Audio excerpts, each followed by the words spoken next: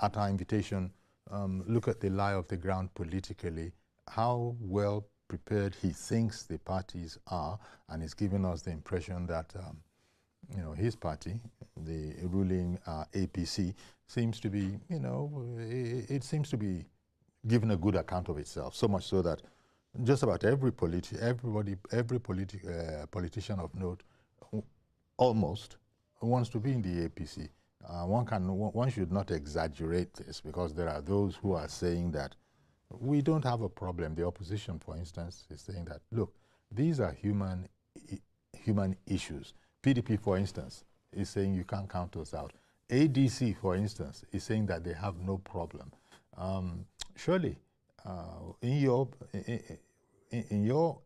opinion, are these? Do you think they are? If you're considering them almost as a run over? Thank you again for that question. As I mentioned earlier, if you know anything about President Bola Ahmed Tinubu, he doesn't take anything for granted.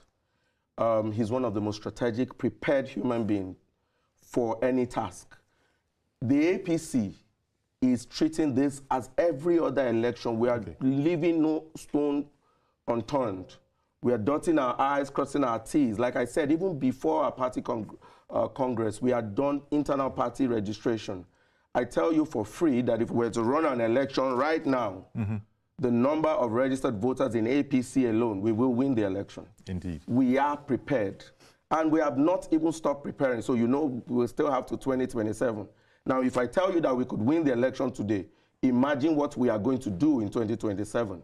No, so there's no doubt. There's no doubt that there is much to show. That's not the way opposition would say it, but there is much to show for the stewardship of President Bola Ahmed Tinubu and the ruling party APC.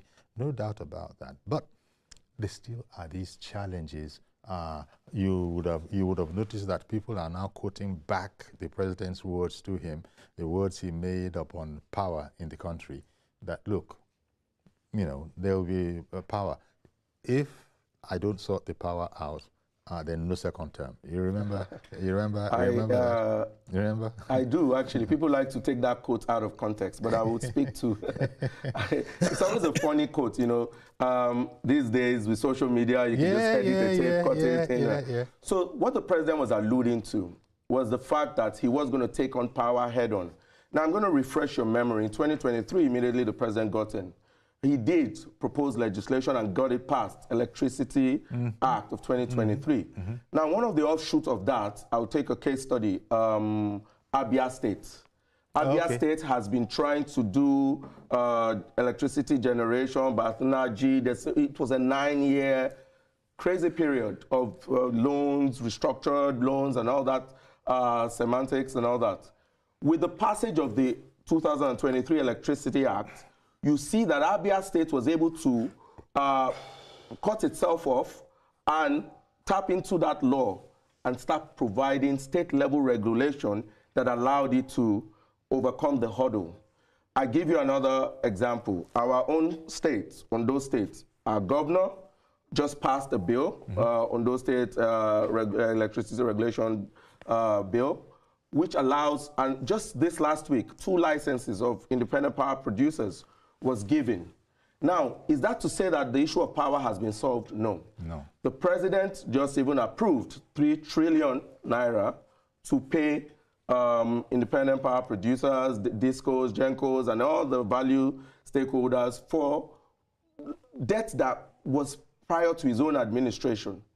So the president has said, and I'll take that quote in full, if I don't solve power issue or don't provide the explanation why. So first of all, we are not even at 2027, so that promise is still holding. But the president has taken energy on full time, even paying things that his administration inherited. Now we know that that came from previous administration, but the intention of that previous administration was good. But like I told you earlier, good intention is not good enough. There's a lot of things that were overlooked, and some of the cumulating effects is what we're now seeing. Gas supply, there's a lot of infrastructure deficiency.